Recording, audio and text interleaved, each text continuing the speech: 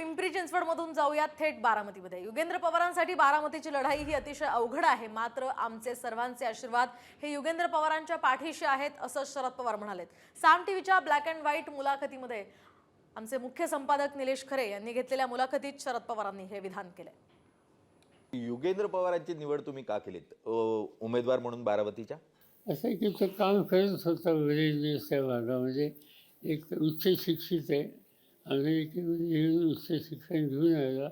इथं आल्याच्या नंतर उसाच्या क्षेत्रामध्ये त्यांनी लक्ष घातलं, एक कारखानदारी उभी केली, ती चालवण्याचं काम तो चांगल्या रीतीने करतो। आणि हे करत असताना आणि जे शैक्षणिक क्षेत्रात काम करतं त्याच्यामध्ये त्यांनी इंटरेस्ट घेतला।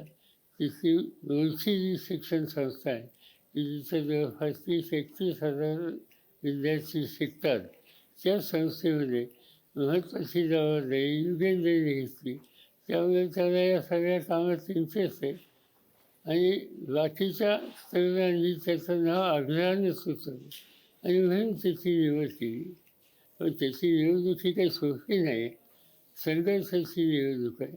पण संयमाने लोकांशी संवेद साधून तो पुढे जाण्याचा प्रयत्न करतोय आणि आम्हाला सगळ्यांचे आशीर्वाद त्याला आहेत।